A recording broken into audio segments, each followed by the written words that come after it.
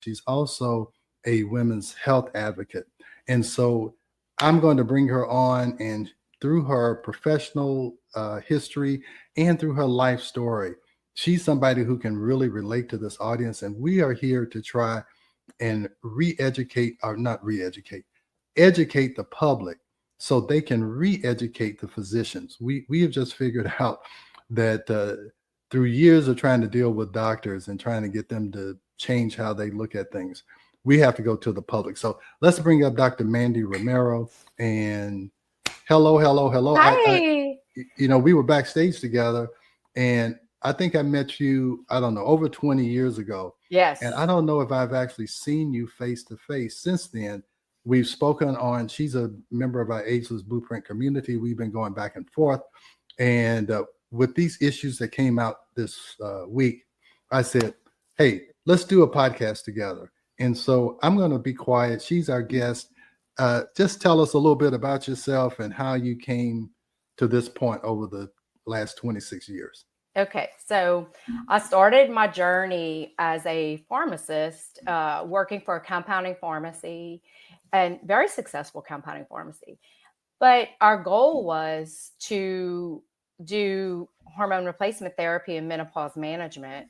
And so I was chosen to go out and go to conferences. I think I went to 2 conferences every year for 15 years.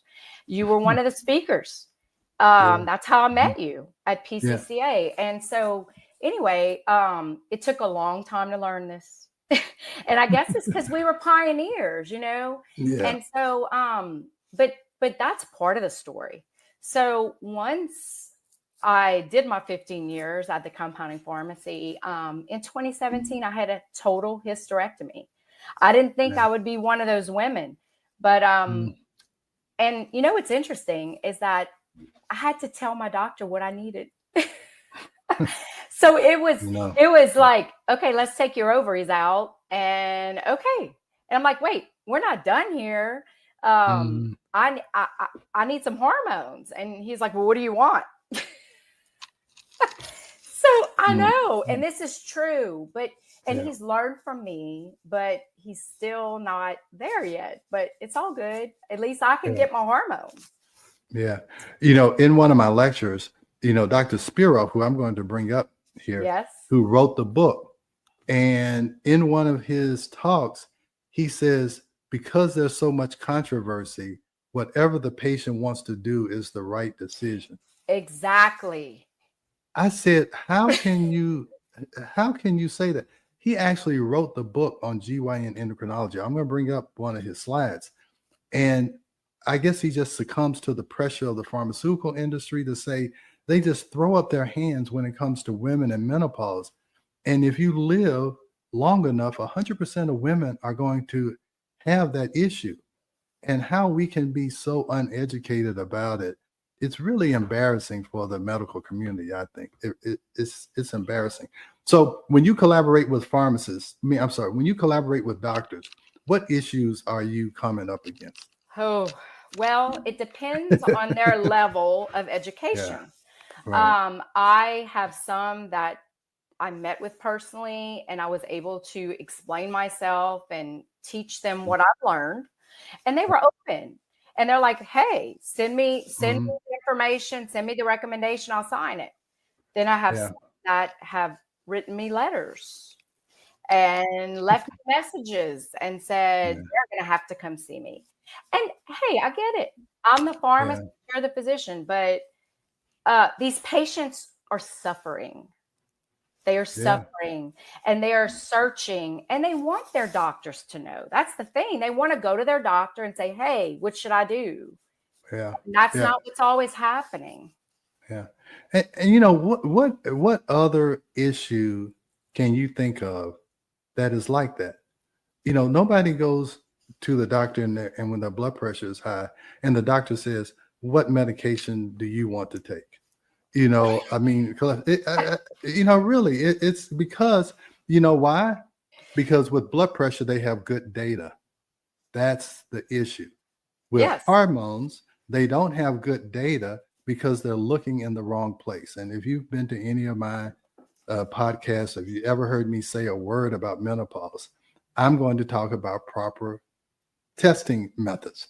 And if you don't have good data, you are going to guess. And most doctors guess. Now, I'll tell you another thing that we've learned and why it's so hard, Mandy, is that we are in this see one, do one, teach one kind of thing. So whatever you saw 30 years ago in my residency, most of those doctors are still doing it and they're still teaching it.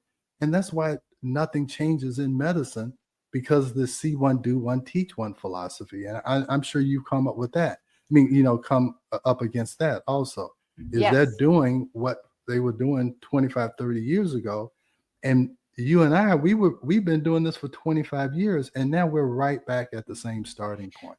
I agree. I don't understand how these modalities that we've learned about have not hit big time.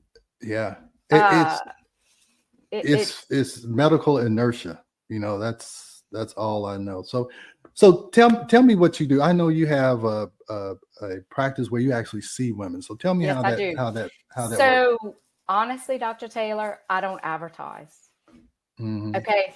They find me. I'm a mother. I have 3 children, busy life, but I make time for this because it's fulfilling to me.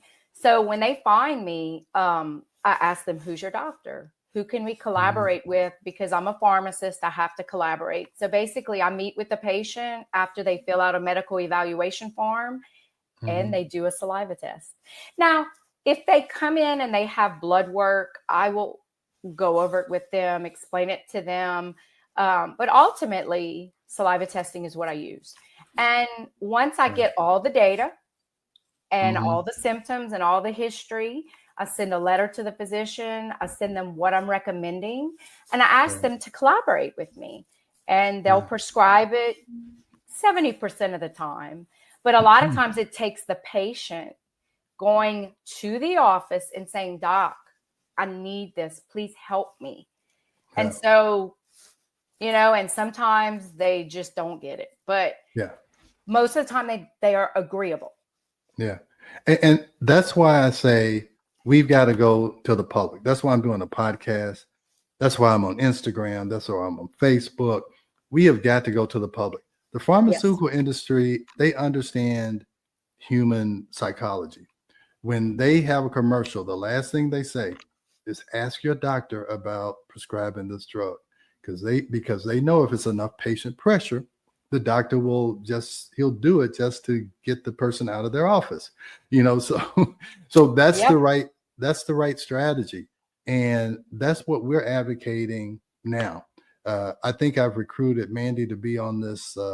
We're on this motivational, experience to say, hey, patients, we need you.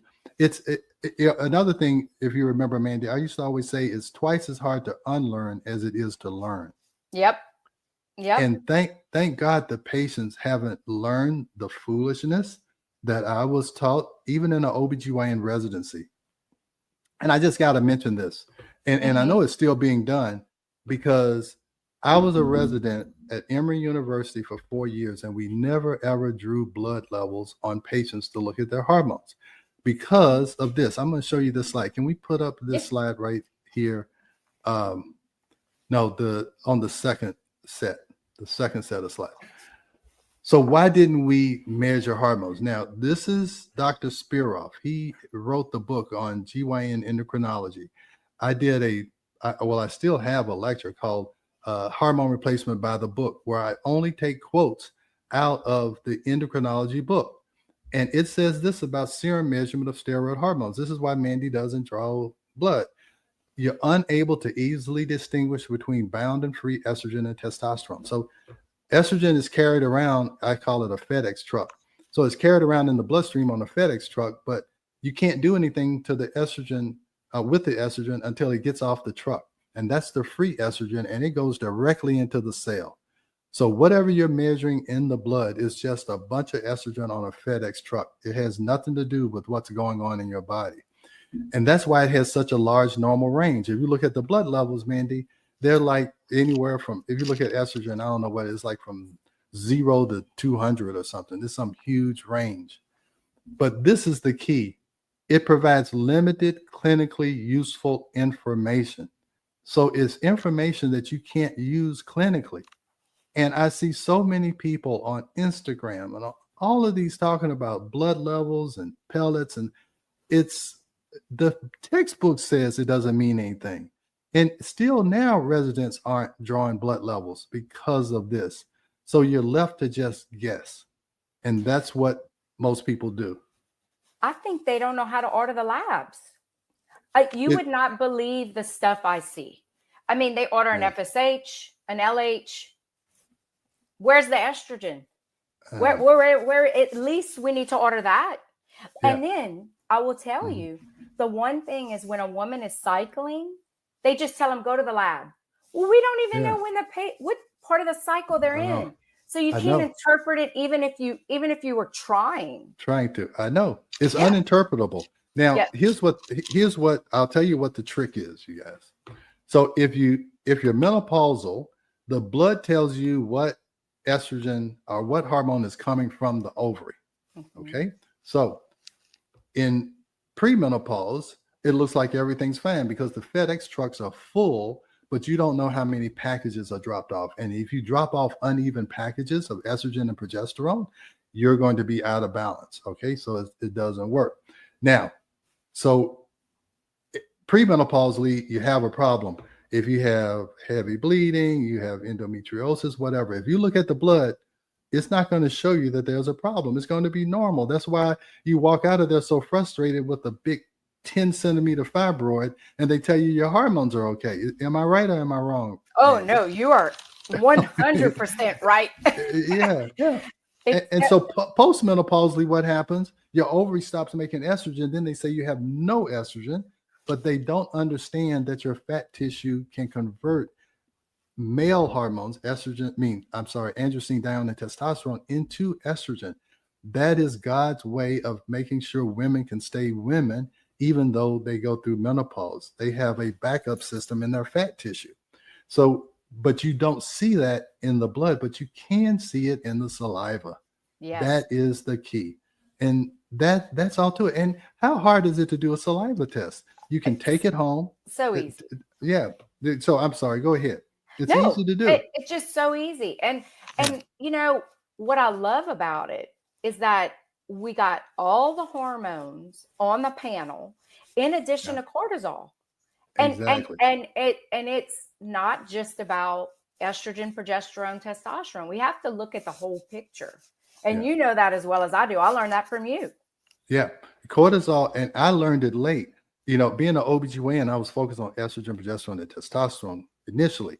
But going to conferences like PCCA, let's talk about what PCCA is before I talk.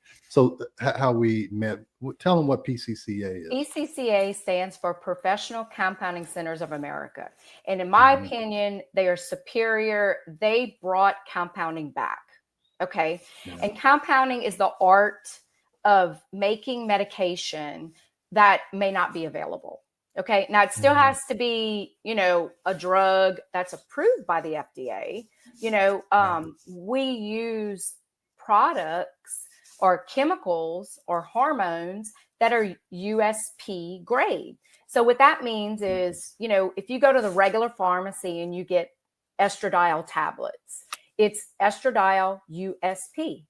The pharmacy has an obligation